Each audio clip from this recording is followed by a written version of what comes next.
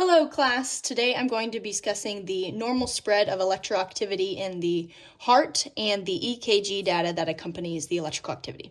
I first wanted to start with an EKG and run over just the parts of the EKG. First we have our P wave, and then we have our PR interval, and then we have our QRS complex, our ST segment, and our T wave. And this is what an ECG looks like when it is being read. Next, let's run through how our heart gets data to look like this.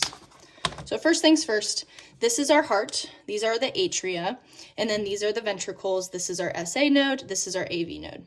So initially the SA node will come over and deliver energy to the AV node. In this case, we are going, if this is the second lead, we are going from a negative to a positive charge. And so the energy is going in this direction. And when we go from negative to positive with a positive charge, we're going to see a spike in our ECG. So this is where we get our P wave. So this is the P wave.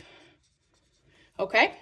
Next, once the energy goes to the AV node actually will hold on to this energy for just a second. The AV node depolarizes slightly less frequently than the SA node, so it's going to hold on to this. And this is where we get our P wave, and then this other flat segment called the PR segment.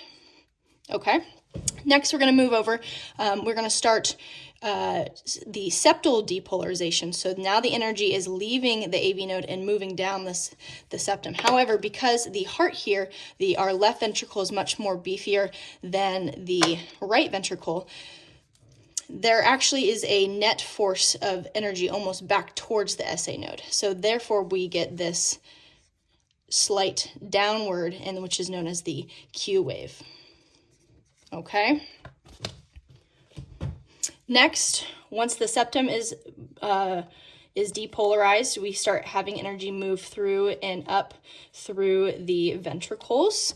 And because once again, this side of the heart is much more beefier than the right side of the heart, we're going to have a net force in this direction. And this is where we get the big spike this way. Okay. Then we're going to get the big spike and get our R wave. Then the energy will start going up towards the top of the ventricles here for our positive depolarization. And then this is why we have a dip in the graph, because if we think about negative to positive, if we're going from negative to positive, we're going to get a dip in our graph. And so this is our dip here. Okay, this is our dip. And then this is what we're going to get our S wave. And then for a moment, the whole heart is depolarized. So we have a positive net charge on the heart. And then this is where we get another flat segment here, our ST segment.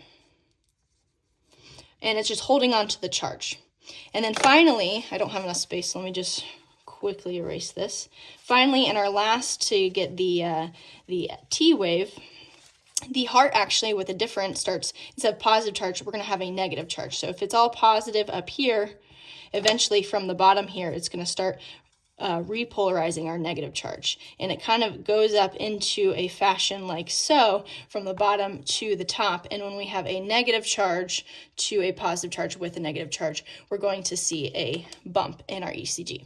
So the graph then will look like our P wave or QRS, ST complex, and then we'll have another T wave here. So this is our T wave. Great. And then in the end, we will end up with an EKG or ECG that looks like this.